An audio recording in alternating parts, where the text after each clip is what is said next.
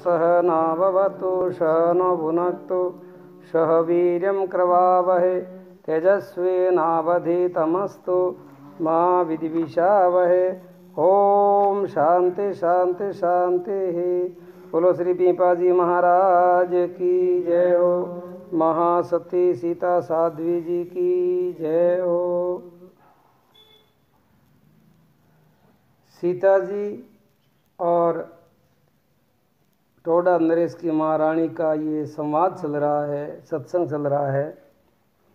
ये गृहस्थी जीवन के लिए, गृहस्थी परिवार के लिए बहुत ही लाभकारी है। इसलिए आप सब सज्जनों को हाथ जोड़ करके मैं प्रार्थना करता हूँ, अवश्य है, हजार कामों में भी थोड़ा समय निकाल करके आप ये सत्संग ज़रूर सुनें और आपके घर परिवार में बहुत ही अच्छा मार्गदर्शन आपको मिलेगा। आज की सत्संग में विशेष करके युवा पीढ़ी के लिए ही है। महारानी साहब प्रश्न पूछते हैं, हे माता जी साध्वी जी, आपने पुरुषार्थ के विषय में तो बहुत सुंदर संक्षेप सार हमको समझाया है। अब हम तो सब संसारी हैं, संसार के मोहजाल में पड़े हुए हैं और हम तो इस मोह को ही प्रेम समझते हैं। और अब आप कृपा करके मोह और प्रेम में क्या अंतर है वो समझाने की कृपा करें, तथा शुद्ध प्रेम का स्वरूप क्या है और ये विस्तार से समझाने की कृपा करें।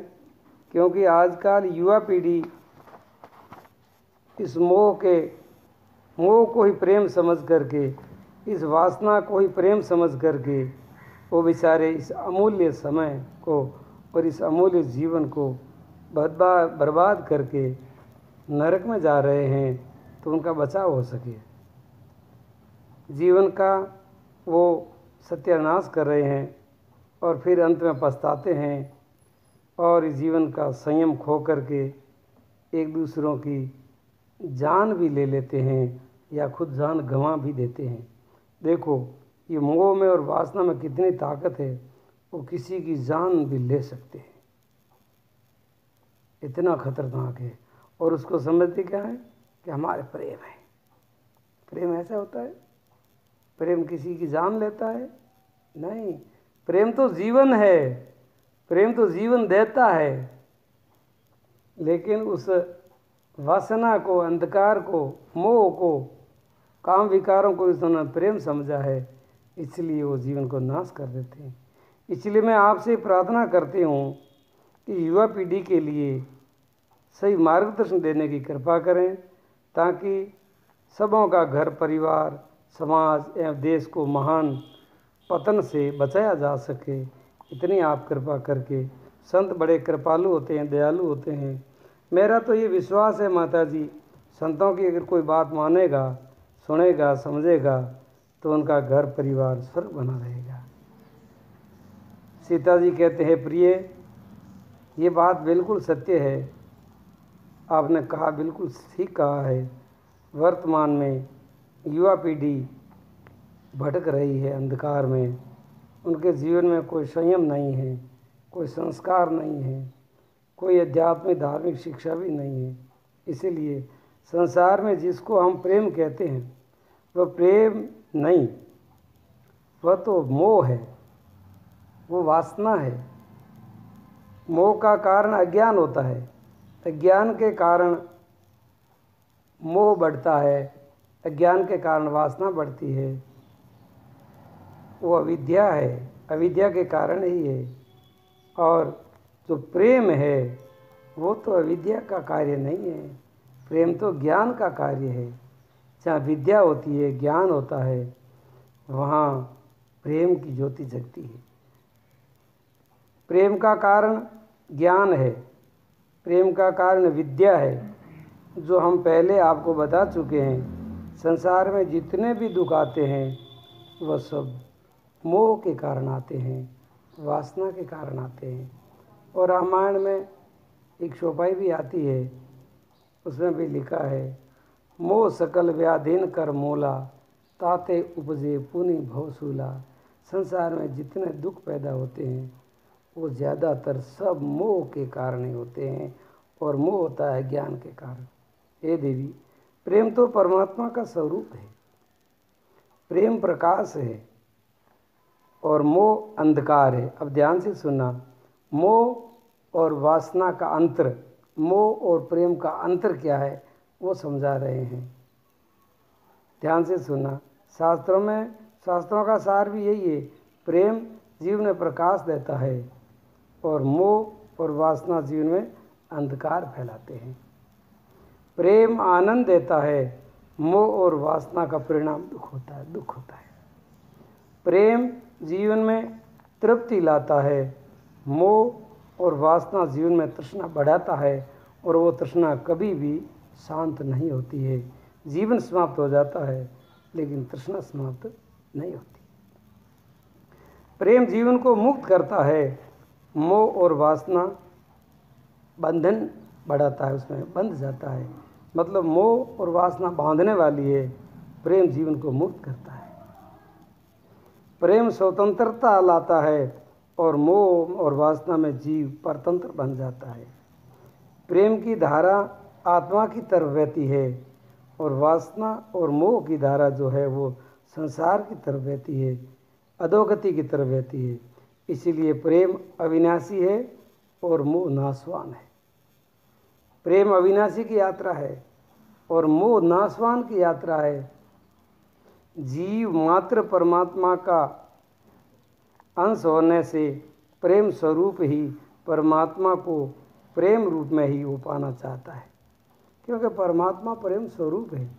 हर जीव प्रेम का ही भूखा है और प्रेम की ही वो यात्रा करता है, लेकिन वो उसने जीवन की जो मोड़ है वो उसने वो प्रेम संसार की तरफ लगा दिया और संसार से प्रेम चाहता है, जबकि संसार से प्रेम लिया नहीं जाता और संसार को प्रेम दिया भी नहीं जाता। ये तो प्रेम का संबंध परमात्मा के जीव के साथ में ही होता है। इसलिए प्राणी मात्र को प्रेम की प्यास रहती है। वह प्यास बुझाने के लिए करोड़ों जन्मों से मोह के चक्कर में वासना को ही प्रेम समझकर अनंत जन्मों से वो भटक रहा है, दुख पा रहा है। और जब तक इस जीवन को शुद्ध प्रेम नहीं मिलता तब तक करोड़ों योनियों में जन्म लेता रहेगा और वो भटकता रहेगा। और प्रेम के लिए तो वो हमेशा के लिए तरसता ही रहेगा। संसार में प्रेम की तृप्ति नहीं होती, क्योंकि संसार प्रेम है ही नहीं। जब इस जीवन को केवल मनुष्य शरीर में ही प्रेम समझने तथा प्रेम का स्वरूप परमात्मा को प्राप्त करने का मौका मिलता है। शुद्ध प्रेम को समझने वाला ये मनुष्य जीवन ही है। शुद्ध प्रेम परमात्मा स्वरूप है, परमात्मा को समझने वाला ही मनुष्य जीवन ही है। इसीलिए जीवन अनंतों जन्मों की प्रेम प्यास अथवा अनंतों जन्मों की यात्रा अपने मूल स्वरूप परमात्मा में अपनी यात्रा पूर्ण करके सदा के लिए वो तृप्त हो जाता है और सदा के लिए वो आनंद पाता है। इसीलिए सच्चा प्रेम जीवन में स्वतंत्रता देता है, प्रेम बांधता नहीं है। अगर आपको बंधन महसूस होता है तो प्रेम नहीं है, वह वासना है, वह मोह है। वासना वाला प्रेम जीवन को गुलाम बनाता है। इस प्रेम की 3 विधियां होती है, यानी 3 स्थितियां होती है, ऐसा समझ लो। ये ध्यान से सुनने की बात है और बहुत गहराई से समझने की बात है। ऐसी चर्चाएं बहुत कम होती है और कम लोग ही समझते हैं। पहली स्थिति पशुओं का प्रेम है। पशु भी आपस में प्रेम करते हैं, नहीं करते ऐसी बात नहीं, लेकिन वो प्रेम केवल शरीर तक ही होता है, उसकी और ज़्यादा गहराई में नहीं होता है। शरीर की एक प्रेम की भूख होती है और वो भूख थोड़ी देर में समाप्त हो जाती है और फिर वो अपने अपने रास्ते चले जाते हैं। किसी को किसी की याद नहीं आती है।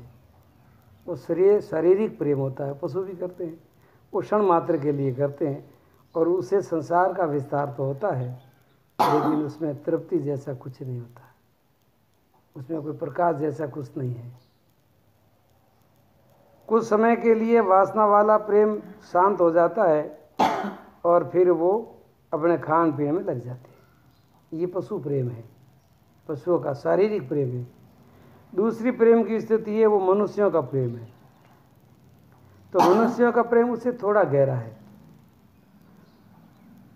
तो दूसरी स्थिति मनुष्यों का प्रेम है जो शरीर और मन दोनों से प्राप्त होता है। केवल शरीर नहीं, इसमें थोड़ा मन का भी भाग रहता है। इसमें मन के अंदर लगाव रहता है, मन में एक दूसरे की याद रहती है, एक दूसरे का चिंतन रहता है, एक दूसरे के प्रति आदर भाव भी थोड़ा रहता है। लेकिन ये भी शुद्ध प्रेम नहीं है। लेकिन पशुओं के प्रेम से ये कुछ ऊंचा है, कुछ श्रेष्ठ है।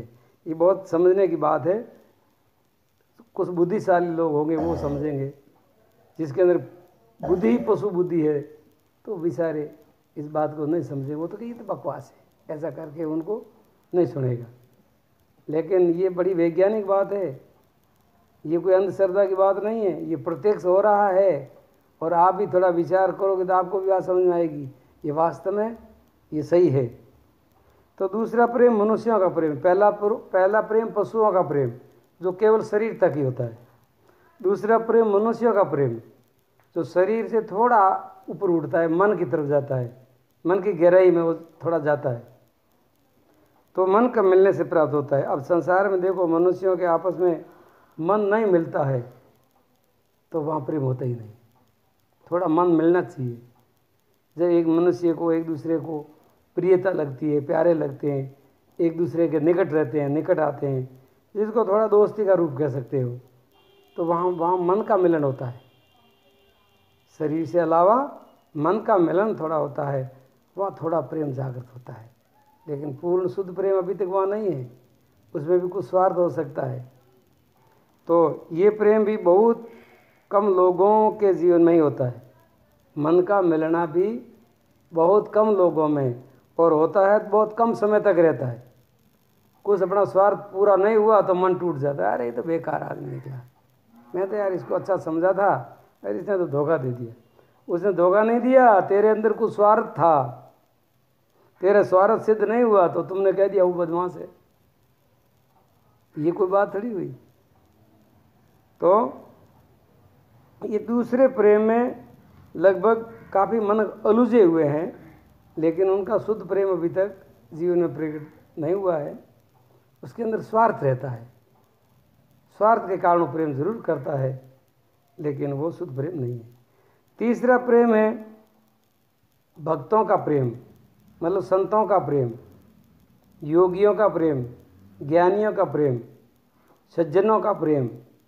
वो प्रेम जो होता है वो शरीर, जिसमें शरीर, मन और आत्मा तीनों का मिलन होता है। क्योंकि शरीर से सेवा का भाव रहता है, मन में सरलता और निष्काम भावना रहती है, और आत्मा में तो परम आनंद की प्राप्ति हो जाती है। जब आत्मा और परमात्मा मिल जाता है, दोनों की आत्मा जब एक हो जाती है, फिर उनको बस फिर कोई बाधा करने वाला दुनिया में कोई होता ही नहीं।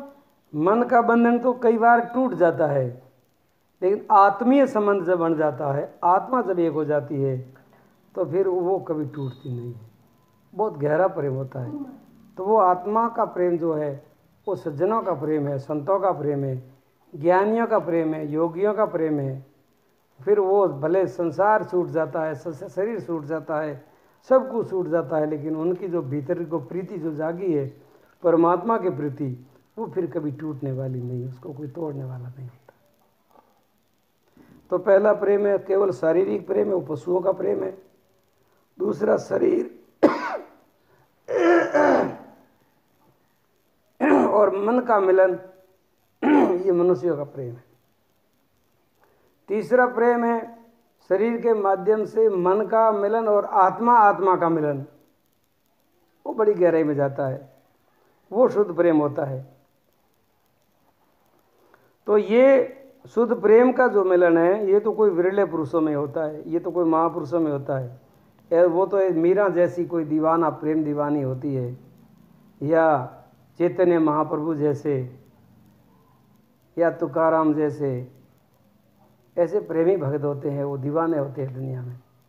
वो तीसरा प्रेम होता है। तो तीसरा प्रेम कल्याणकारी होता है, वो सारे बंधनों से मुक्त करता है। केवल शरीरों का मिलन है वो वासना रूप है। दो मनों का मिलन होता है वो वासना तो है, लेकिन उसमें थोड़ा प्रेम है, मतलब वासना मिश्रित प्रेम, ऐसा कह सकते हो। तो वासना मिश्रित जो प्रेम होता है वहाँ धोखा हो सकता है। केवल शुद्ध प्रेम होता है वहाँ धोखा नहीं होता। गंदे प्रेम में तो धोखा होगा ही होगा। और दो आत्माओं का जो मिलन होता है वो शुद्ध प्रेम होता है, मतलब शरीर का मिलन, पशुओं का प्रेम, मन का मिलन, ये साधारण मनुष्यों का प्रेम, और आत्मा का मिलन, आत्मा का मिलन, वो तीसरा प्रेम। ये वो प्रेम भक्ति बन जाता है। और जो वो प्रेम भक्ति बनता है तो भगवान को भी वो वश में कर लेता है। उस प्रेम में भगवान को भी वश में करने की ताकत होती है। शरीर का प्रेम क्षण भर टिकता है, ज़्यादा नहीं टिकता है। और दो मन के मिलने का प्रेम तो जीवन भर टिक सकता है, लेकिन दो आत्माओं का मिलन अनंत अनंत काल तक भी वो टिका रहता है। फिर उनकी कोई सीमा नहीं रहती, वो सारी सीमा समाप्त हो जाती है। असीम प्रेम होता है। इसलिए मैं युवा भाई बहनों से ये प्रार्थना करती हूँ कि आप भी इस वासना से मुक्त होकर के और इस वासना के अंधकार को समझ करके इनको प्रेम का रूप न समझें, और प्रेम का रूप समझ करके अपना पतन ना करें। वास्तव में तो प्रेम ही जीवन है और वासना जो है मृत्यु है। प्रेम प्रकाश है, जीवन अंधकार है। जीवन मनुष्य को अंधा बनाता है और प्रेम मनुष्य को आँख देता है। अंधा बन करके भयंकर दुखों की खाइयों में ना गिरें। इसीलिए मैं आपसे कुछ विशेष बातें प्रेम के बारे में बताऊंगी। सो आप ध्यानपूर्वक अगर सुनोगे तो समझोगे और औरों को समझाओगे तो अवश्य ही आपका और दूसरों का कल्याण होगा और आपके सबों के जीवन प्रेम का प्रकाश होगा। ये बहुत बड़ी बात है और मैं आपसे उस प्रेम के बारे में कुछ आपको बता देती हूँ। तो प्रेम परमात्मा का स्वरूप बताया गया है। प्रेम में जड़ता नहीं होती है, प्रेम में चेतना होती है। प्रेम में विवेक होता है, प्रेम में मूढ़ता थोड़ी होती है। और जब मूढ़ता आ जाती है तो प्रेम होता ही नहीं है। इसलिए प्रेम के कुछ दुए हैं। प्रेम बिना संसार में जी सके ना कोई, चाह मिल गई प्रेम में तो प्रेम गंदीला होई। दो शक्ति प्रेम की, एक सेवा एक त्याग। सेवा और त्याग ही प्रेम की दिव्य शक्ति है। प्रेम ही जीवन है परमात्मा का, समझे कोई बड़ भाग। प्रेम शांत स्वरूप शुद्ध, वासना अशुद्ध अशांत। निर्विकल्प निराकार नित, चिदा आनंद अभ्रांत। जग में ज्योति प्रेम की, प्रेम स्वर्ग का द्वार। प्रेम ही मार्ग है मुक्ति का, प्रेम आनंद रस धार। देना भावे प्रेम को, लेना चाहे सो है काम। प्रेम स्वतंत्र करत है और मोह बनावे गुलाम। प्रेम असीम परमात्मा, भाषा शब्द सीमित। अव्यक्त आनंद प्रेम का, आंसू कहे वो रीत। आंसू भाषा है आँख की, आंसू भाषा है आँख की। प्रेम अर्थ पहचान, वह भाषा कोई प्रेमी लखे, औरों से लखी नहीं जाए। हार भली है प्रेम में, हार्या मिले रस प्रेम। फिर कभी ना हारसी, सदा जीव का ये है शुद्ध प्रेम। प्रेम में मुआ वो अमर हुआ। प्रेम अमृत की खान, बिना प्रेम का क्या जीवन, वो मर मर भरया मसान। प्रेम मिला तो सब कुछ मिला, प्रेम बिना कछु नाय। प्रेम तत्व प्रेमी लखे, प्रेमी को प्रीतम पाय। प्रेम बिना पावे नहीं, प्रीतम का रस रीत। बरसे नैन तरसे यो, जाकट जागी प्रीत। शुद्ध प्रेम ही तृप्त करे, श्रद्धा खोले द्वार। लगे तीर कोई तकदीर से, प्रेमी पल में पार। सीता लक्षण ये प्रेम का, क्या गृहस्थी क्या भेक। तन मिले मन मिले, जरी भई आत्मा एक। ये शुद्ध प्रेम की बात है। आगे कहते हैं, सीता प्रेम प्रकाश से जीवन का कमल मुस्काए। बिना प्रेम जीवन की कली, वो कली ही मुरझाए। सच्चा प्रेम जब जानिए, बड़े जीवन में ध्यान। ध्यान की गहराई में भई शुद्ध प्रेम की पहचान। देह में अटके सो प्रेम जब, देह में अटके ध्यान। सीता साधक और प्रेम की ये पतन की पहचान। जहाँ स्वार्थ है जहाँ प्रेम नहीं, जहाँ अहंकार है वहाँ नहीं होगा ध्यान। सीता समझ विचारिए, साच झूठ का ज्ञान। सम भाव सम विचारणा, सम बुद्धि सम ज्ञान। ऐसा जीवन ही तृप्त है, न कोई खेचा तान। प्रेम रस मीठा घना, पिए तो पीतो ही जाए। गोपी बने तो गम पड़े, औरों को गम नाय। सीता इन संसार में शुद्ध प्रेम वस्तु है सार। चिदा आनंद उर उपजे, सूटे सब विषय विकार। हृदय भीजे शुद्ध प्रेम सू, आंसू भीजे नैन। गद गद कंठ हो प्रेम में, बोल सके ना बैन। 21 दुआ ये प्रेम का, समझे पढ़े कोई संत सुजान। सीता यूं प्रेम पहचानिए, आ प्रेम जीवन की जान। बिन समझे इस प्रेम को, सब जन धोखा खाए। सीता सच्चा प्रेम तो, प्रभु से देत मिलाए। सीता जी कहते हैं, हे महारानी जी, शुद्ध प्रेम को जागृत करो। शुद्ध प्रेम आपको भगवान से मिला देंगे, परमात्मा की प्राप्ति करा देंगे, जीवन का कल्याण करा देंगी। और सारा जीवन, घर परिवार समाज देश सब के अंदर स्वर्ग नया जागृत हो जाएगा। प्रेम में वो ताकत है। बोलिए सच्चिदानंद भगवान की जय हो। आज की सत्संग को यहाँ विश्राम देते हैं, और कल आप और कुछ जो बात पूछना चाहोगी तो उसके बारे में मैं आपको ज़रूर सुनाऊंगी। मेरी बुद्धि के अनुसार, मेरे गुरुदेव ने, मेरे साधु संतों ने मेरे को जो शिक्षा दी है, जो ज्ञान दिया है, उसको मैं जीवन में धारण करके जीती हूँ। आप सबों से यही प्रार्थना है, अगर जीवन में सच्चा सुख, सच्ची शांति, सच्चा जीवन जीना चाहते हो तो अपने सनातन धर्म और सनातन गुरु संतों की बात माननी पड़ेगी, और गुरु आज्ञा में रह करके धर्म शास्त्रों की बात सुन पढ़ करके समझ करके जीवन जियोगे तो जीवन में बड़ा लाभ होगा। नहीं तो फिर पछताओगे, ऐसा जीवन बार बार नहीं मिलेगा। बोलिए सच्चिदानंद भगवान की जय हो। बोल श्री पिपा जी महाराज की जय हो। बोलिए महासीता सती की जय हो।